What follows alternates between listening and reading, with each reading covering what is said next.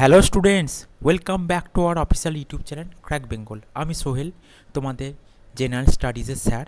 আজকে তোমাদের সাথে আলোচনা করব হিস্ট্রির সেকেন্ড ক্লাস নিয়ে। তো সেকেন্ড ক্লাসটা কি না, সেকেন্ড ক্লাসটা হলো প্রাচীন ভারতের ইতিহাস। এটার ওপরই আমি অলরেডি একটা ক্লাস দিয়ে দিয়েছি। তোমরা যারা এখনও পর্যন্ত দেখোনি, তোমরা দেখে নিতে পারো চটজলদি। এবং আমি তোমাদেরকে রিকোয়েস্ট করছি ভিডিওটা শুরু থেকে শেষ অবধি দেখো। আজকে প্রাচীন ভারতের ইতিহাসে কোন চ্যাপ্টারটা আলোচনা করব? প্রথম অধ্যায়টা আমি আলোচনা করছিলাম, যেখানে প্রাচীন ভারতের ইতিহাসের যুগ বিভাজন এবং তার সাথে ছিল মেহেরগড় সভ্যতা। আজকে তার অবশিষ্ট অংশ অর্থাৎ মেহেরগড় সভ্যতার যে পার্টটা, সেই পার্টটা আজকে তোমাদের সাথে আলোচনা করে দেবো। ওকে, আলোচনার আগে বলে দিচ্ছি তোমাদের নতুন ব্যাচ আসতে চলেছে খুব শীঘ্রই। তো সেই ব্যাচের জন্য তোমরা এই ব্যাচটা যারা পড়তে ইন্টারেস্টেড, তারা আমাদের এই নাম্বারে যোগাযোগ করতে পারো 7866878332 এই নম্বরটিতে। এটা পারচেস করতে খুব বেশি টাকা লাগছে না, মাত্র 299 টাকায় তোমরা ওভারঅল যা কিছু এখানে কোর্সে আছে সব কিছু তোমরা পারচেস করতে পারবে। তো দেরি কিসের, তাড়াতাড়ি চটপট বুক করে নাও বা সিলেক্ট করে নাও তোমার এই ব্যাচ পছন্দ মতন। এবার চলে যাবো ফার্স্ট স্লাইডের দিকে। আমরা দেখো ফার্স্ট স্লাইডে চলে এসেছে মেহেরগড় সভ্যতা। এখান থেকেই আজকে আলোচনাটা হবে এবং এই সভ্যতার যতটা আছে তথ্য আমরা সেগুলো নিয়ে আলোচনা করব। চলো, মেহেরগড় সভ্যতা দেখো। মেহেরগড় সভ্যতা সম্বন্ধে কী বলেছে? মেহেরগড় সভ্যতা দক্ষিণ এশিয়ার অন্যতম প্রাচীন কৃষিভিত্তিক সভ্যতা।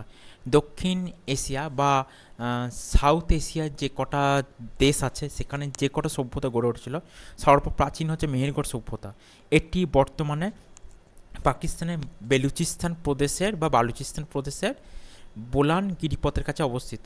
ওকে, এটা বোলান গিরিপথের কাছে এটা অবস্থিত এবং অনেকে বলে থাকে যে এটা বোলান নদীর তীরেই অবস্থিত।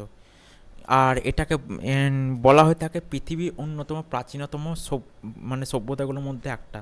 কোন সময়? আজ থেকে মোটামুটি 9000 বছর আগে। তাহলে মোটামুটি কত না, এখন তো চলছে 2000 খ্রিস্টাব্দ, ধরো 2000 খ্রিস্টাব্দের পরে 2026, তাহলে ওখান থেকে 9000 সাল মাইনাস করে দাও, তাহলে হয়ে যায় 700 বিসি বা 700 বিসিই। ওকে, তো এই হচ্ছে এর আসল ঘটনা। এবার চলে যাবো নেক্সট স্লাইডের দিকে। দেখো গুরুত্বপূর্ণ তথ্য কি বলেছে। অবস্থান হচ্ছে পাকিস্তানে বেলুচিস্তান বা বালুচিস্তানে। আগে তো ভারতবর্ষের মধ্যে ছিল।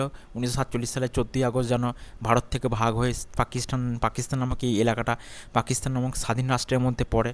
আর পাকিস্তান জন্ম নেয়, তো ওর আন্ডারে চলে যায়। এই সময়কালটা দেখো, আনুমানিক খ্রিস্টপূর্ব 7000 থেকে 2600 অব্দ পর্যন্ত। ওকে, তো আমি একটু আগেই বললাম আজ থেকে 9000 বছর আগে, অর্থাৎ 7000 খ্রিস্টপূর্বাব্দ থেকে শুরু হয়েছিল। যুগ, এটা কোন যুগে? নব্যপ্রস্তর যুগে বা নিওলিথিক এজ থেকে তাম্রপ্রস্তর যুগ বা চ্যালকোলিথিক এজ পর্যন্ত। এর আবিষ্কারটা বলে দিই, 1974 সালে ফরাসি প্রত্নতাত্ত্বিক ফ্রাঁসোয়া জারিজের নেতৃত্বে এর খনন কাজ শুরু হয়। বোঝা গেল? এটা তোমরা মনে রাখবে। এবার চলে যাবো পরবর্তী স্লাইডের দিকে। এর পরিসীমা মানে চারিদিকে কি আছে, ঠিক আছে? আমরা এই যে এভাবে আমরা কি করি, এভাবে আমরা মনে রাখার চেষ্টা করি, ঠিক আছে? এভাবে মনে রাখার চেষ্টা করব। পূর্বে কি আছে? পূর্বে আছে হিমালয় ও থর মরুভূমি, মানে এটা ইস্ট সাইডে আছে। পশ্চিমে ইরাক, ইরান, ভূমধ্যসাগর, আরবের মরুভূমি এর পশ্চিম দিকে আছে। উত্তরে হচ্ছে বনধান আছে, ঠিক আছে? বনধান, তারপরে এলবুর্জ, হিন্দুকুশ, ককেশাস প্রভৃতি ইউরো এশিয়াটিক পর্বতমালা, যেগুলো এখনকার দিনে সোভিয়েত রাশিয়ার ওই এলাকা চলে যাচ্ছে সেই দিকগুলোয়। এটা হচ্ছে নর্দার্ন পার্ট। আর দক্ষিণে হচ্ছে বা সাউদার্ন পার্ট হচ্ছে মহেঞ্জোদারো ও কর্কট ক্রান্তিরেখার মধ্যবর্তী অঞ্চল। এটা হচ্ছে সাউথ সীমানা। ওকে, এবার চলে যাবো নেক্সট স্লাইডের দিকে। সভ্যতার কেন্দ্র কোথায় কোথায় সভ্যতার ছিল, এটা তো আমরা পরিসীমা জানলাম, কতটা কি বিস্তৃত সেগুলো আমরা সব জানা হয়ে যাবে। সেগুলো নিয়েও নিঃসন্দেহে কোনো সমস্যা থাকবে না। কি আছে? মেহেরগড় বলে জায়গাটা ওটা আছে, ঠিক আছে? কি আছে না, মেহেরগড় নামক জায়গাটা আছে। এরপর আছে কিলেগুল মোহাম্মদ রানা ঘুন্ডাই, এটা খুবই ইম্পর্ট্যান্ট একটা জায়গা। গুমলা আঞ্জিরা, মুন্ডিগাবা, কোটদিজি, পেরিয়ানো খুন্ডাই, কুল্লিমেহি, ডাম্বো সাদত প্রভৃতি উল্লেখযোগ্য স্থান। মেহেরগড় সভ্যতা নব্যপ্রস্তর যুগীয় কৃষিকেন্দ্রিক গ্রামীণ সভ্যতা। এটা হচ্ছে গ্রামীণ সভ্যতা। আর হরপ্পা সভ্যতা যদি বলে, ওটা হচ্ছে এই নগর পরিকল্পনার উপর গড়ে উঠেছিল। এটা হচ্ছে শহুরে সভ্যতা। এটা একটা রুরাল, একটা আরবান, ঠিক আছে। এটা কি না, এটা হচ্ছে রুরাল। ওকে, এটা হচ্ছে রুরাল সিভিলাইজেশন। পরবর্তী স্লাইডের দিকে আবার আমরা চলে যাই। এবার দেখো পরবর্তী স্লাইডে চলে এসেছে পরীক্ষা পদ্ধতি। কী কী পরীক্ষা পদ্ধতি আছে? রেডিও কার্বন, কার্বন 14 যেটা ডেটিং, ডেনড্রোক্রোনোলজি, এই পদ্ধতিগুলো আছে। তথ্যসমূহ কি? বিভিন্ন সাক্ষ্য, প্রমাণাদি ও পুরাতাত্ত্বিক গবেষণালব্ধ তথ্য হতে জানা গেছে যে এই সভ্যতার মোট 7টি পর্ব আছে। কটা পর্ব আছে না, 7টি পর্ব আছে এখানে, যার মধ্যে প্রথম 3টে পর্ব হচ্ছে নতুন প্রস্তর যুগের সমসাময়িক, তবে এর নগরায়নের পরিণত রূপটি পরিলক্ষিত হয় খ্রিস্টপূর্ব 3200 থেকে 2600 খ্রিস্টপূর্বাব্দে। পরবর্তীকালে এর মধ্যে নগরায়নের আবির্ভাবটা নাকি বলা হয় দেখা গেছে আনুমানিক 2600 খ্রিস্টপূর্ব নাগাদ এই সভ্যতা মানবশূন্য হয়ে পড়ে। অনেকে বলে যে এটা পুরোপুরি ধ্বংস হয়ে যায়। মানবশূন্য মানে এখানে কি পতন, ওকে, পতন দেখা দেয়। আর এই সময়ের পর থেকেই আমরা হরপ্পা মহেঞ্জোদারো সভ্যতার কথা জানতে পারি, যে যদি এর থেকেও আরও 200-100 বছর পরবর্তীকালে আসে। ওকে, এবার চলে যাবো পরবর্তী স্লাইডের দিকে। দেখো এখানে বৈশিষ্ট্য, এখানে কতগুলো বৈশিষ্ট্য বলেছে। বৈশিষ্ট্য বা ক্যারেক্টারিস্টিক্স বা ফিচার্স, এগুলো সম্বন্ধে জানবো। দেখো ফার্স্ট ফিচার্স হচ্ছে দক্ষিণ এশিয়ার প্রাচীনতম কৃষিভিত্তিক বসতিগুলির একটি। 2 নম্বর হলো গম ও যবের চাষ করা হতো এই সময় বা এই যুগে। গরু, ভেড়া ও ছাগল পালন করা হতো এই সময়। কাঁচা ইটের ঘর নির্মাণের প্রমাণ পাওয়া যায়। 5 নম্বর হচ্ছে মৃৎশিল্প, পুঁতি, অলঙ্কার ও মাটির মূর্তি তৈরি করা হতো। 6 নম্বর হচ্ছে পরবর্তী পর্যায়ে তামার ব্যবহার শুরু হয় এর পরবর্তীকালে। এবং 7 নম্বর হচ্ছে প্রাচীন দন্ত চিকিৎসার বা দাঁতের ছিদ্র করার প্রমাণও এখানে পাওয়া গেছে, মানে যেটা ডেন্টিস্টরা করে থাকে, যেরকম ডেন্টিস্টের কাজ যেটা থাকে দাঁতের ক্ষেত্রে। ওকে, এবার চলে যাবো পরবর্তী স্লাইডে দেখে দেখো গুরুত্ব চলে এসছে। গুরুত্ব কি? এটি সিন্ধু সভ্যতা পূর্বসূরি হিসাবে বিবেচিত। এটি সিন্ধু সভ্যতার আগে যেহেতু এসছে, এটা পূর্বসূরি হিসাবে এটা অতি অবশ্যই বিবেচিত হচ্ছে। ওকে, এবার 2 নম্বর পয়েন্ট হচ্ছে এখানে নগর জীবনের আগে কৃষি, পশুপালন ও স্থায়ী বসতি বিকাশের স্পষ্ট প্রমাণ পাওয়া যায়। ঠিক আছে, এবার 3 নম্বরটা কি আসছে? 3 নম্বর হচ্ছে মেহেরগড়ে মানুষ মাটির পাত্রের তৈরি, তামার কাজ, পুঁতির তৈরি এবং সূচিকর্ম বা দাঁতের চিকিৎসা বা যেটা আর্লি ডেন্টিস্ট্রি মতো অবিশ্বাস্য এই অগ্রগতিগুলো অর্জন করেছিল। 4 নম্বর হচ্ছে এই সভ্যতার সাথে মধ্য এশীয় মেসোপটেমিয়ার বাণিজ্য সম্পর্ক ছিল। 5 নম্বর হচ্ছে মেহেরগড়ে প্রত্নতাত্ত্বিক খনন কার্যে মৃতদেহ সৎকারের নানান রীতি আবিষ্কৃত হয়েছিল। পরবর্তীকালে এই কিছু বৈশিষ্ট্য আমরা হরপ্পা মহেঞ্জোদারোতে পরবর্তীকালে দেখতে পাই। বৈশিষ্ট্য, গুরুত্ব, এগুলো আর কি। এরপরের স্লাইডে এবার আমরা চলে যাই। এ সম্বন্ধে আরও কিছু তথ্য আছে, জেনে নিই চলো। মেহেরগড় সম্পর্কে খুঁটিনাটি তথ্য জানা যায় ব্রিজেট অলচিন এবং রেমন্ড অলচিনের লেখা বার্থ অফ ইন্ডিয়ান সিভিলাইজেশন নামক গ্রন্থে এবং the rise of civilization in India and Pakistan, যেটা 1986 সালে এই বইটা পাবলিশ হয়েছিল। এই দুটো বইয়ে কি আমরা খুঁটিনাটি জানতে পারি।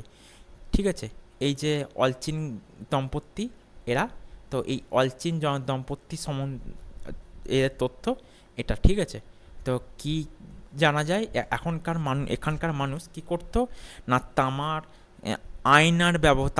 আয়নার ব্যবহার শিখেছিল, তবে তার নজির খুব কম। এটা ছিল শৌখিন দ্রব্য হিসাবে ছিল।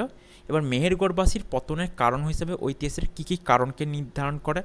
1 নম্বর হচ্ছে জলবায়ু পরিবর্তন, 2 নম্বর হচ্ছে প্রাকৃতিক বিপর্যয়, 3 নম্বর বাসভূমির পরিবর্তন ও 4 নম্বর বহিঃশত্রু আক্রমণকে তারা কী করেছিল, দায়ী করেছিল। আরও হয়তো কিছু কিছু তথ্য তুলে ধরে, আরও কিছু কিছু জিনিস ধরে সেইগুলো অতটা ইম্পর্টেন্ট থাকে না। এই কটা তথ্য ছোটো পাড়া, এই চ্যাপ্টারটা যেহেতু সেকেন্ড ক্লাসটা খুব বেশি বড় নয়, তো তোমাদের সামনে আমি আলোচনা করে দিচ্ছি এক এক করে। তো যেটা যতটা আছে ইনফরমেশানগুলো গ্যাদার করো, এইগুলো তোমাদের পরীক্ষায় এগুলো থেকেও কোশ্চেন আসে, অল্প কিছুটা আসে। একটা কোশ্চেন অতি অবশ্যই কিন্তু অনেক পরীক্ষায় কমন আসে, যেটা তোমাদের ফুড এসআই বলো বা অন্যান্য পরীক্ষায়, যেমন 2019 সালে কী এসেছিল না, 2019 সালে এই WBPSCর যেটা ফুড এসআই, ওকে, ফুড এসআইয়ের যে এক্সামটা নেওয়া হয়েছিল, ওখানে একটা কোশ্চেন এসেছিলো এই চ্যাপ্টার থেকে, মেহেরগড় থেকে, কি না এই প্রাচীন যে মানে কি বলে নিদর্শন পাওয়া যায়, প্রাচীন কি নিদর্শন পাওয়া যায় এখানে। তো চারটে যে অপশান দিয়েছিল, চারটে অপশানের মধ্যে একটা ছিল যে কৃষিকাজে ব্যবহার, যে ধান চাষ, গম চাষ বা জব চাষ, এইগুলো এর একটা অন্যতম বৈশিষ্ট্য হিসেবে ছিল। তো তোমরা কোশ্চেনটা দেখলে, কোশ্চেনটা যদি খোলো দেখবে এইরকম টাইপের কোশ্চেন ছিল, এবং চারটে অপশানের মধ্যে এরকম একটা অপশান ছিল। এবং মেহেরগড় সম্বন্ধে তোমরা তো টুকটাক তো মানে তথ্য তো পেয়েই গেছো। তোমাদের জন্য যে পরীক্ষায় এমনি নর্মালি যে পরীক্ষাগুলো, এই তথ্যগুলোই তোমাদের যথেষ্ট তোমাদের। এবার যেগুলো ধরো আরও অন্যান্য পরীক্ষা বা কিছু, সেখানে ক্ষেত্রে তোমাদের আরও কিছু তথ্য বা কিছু থাকলে থাকে। তোমাদের আপাতত যেটা মেন যে নর্মালি পরীক্ষাগুলোয় দাও, সেই পরীক্ষাগুলোতে এই মেহেরগড় সম্বন্ধে এই তথ্যগুলোই তোমরা পেয়ে যাবে। এটাই তোমাদের জন্য এনাফ। ওকে, এবার চলে যাবো নেক্সট স্লাইডের দিকে। আজকে এতটুকুই আমাদের ক্লাস রইল। পরবর্তী দিনে আমি অন্য একটা ক্লাস নিয়ে আসবো। আজকে আমাদের প্রথম অধ্যায়, অর্থাৎ ইতিহাসে কালসীমা, যেটা প্রাচীন ভারতের ইতিহাস, যেখানে আমরা ইতিহাসে কালসীমা এবং মেহেরগড় সভ্যতা যেটা, সেটা সম্বন্ধে আলোচনা হয়ে গেল। পরবর্তী ক্লাসে থাকবে হরপ্পা মহেঞ্জোদারো সভ্যতা, তারপরে এক এক করে বৈদিক সভ্যতা, এবং যেরকম সিলেবাস আছে সেই অনুযায়ী তোমাদের সিলেবাসটা নিয়ে, সিলেবাসে আমি যে টপিকগুলো নিয়ে এক এক করে আমি ডিসকাস করে দেবো। ওকে, তো তোমাদের কোনো রকম কোয়ারিজ থাকলে তোমরা এই নাম্বারে যোগাযোগ করতে পারো, 7866878332 নাম্বারে। আমাদের হোয়াটসঅ্যাপের চ্যানেল আছে, এছাড়া টেলিগ্রামের চ্যানেল আছে, ফেসবুক পেজ, ইনস্টাগ্রাম পেজ আছে, সেগুলো তোমরা ফলো করতে পারো। তোমাদের কিছু এই যে নাম্বারটা দিলাম, তোমাদের কিছু পিডিএফ বা কিছু যে কোনো কিছু লাগলে, কোনো হেল্প বা কোনো কোয়ারিজ থাকলে তোমরা এই নাম্বারে তোমরা মেসেজ করতে পারো অথবা যোগাযোগ করতে পারো। এখানে দেখো একটা খুব সুন্দর ট্যাগলাইন দেওয়া আছে, ক্লাসটি তুমি কমপ্লিট করলে মানে তুমি হার মানোনি, আর যে হার মানে না তাকে কেউ কোনোদিন হার মানাতে পারে না। যথার্থই বিবেচনা করেই এই উক্তিটা যিনি করেছেন, তো আমার মতে খুব ভালো। তো আজকে এইটুকুই, আবার পরবর্তী দিনে দেখা হবে। যদি আমার ভিডিওটিকে তোমাদের ভালো লেগে থাকে তাহলে আমার ভিডিওটিকে লাইক করো এবং চ্যানেলটিকে অতি অবশ্যই সাবস্ক্রাইব করো। Thank you so much.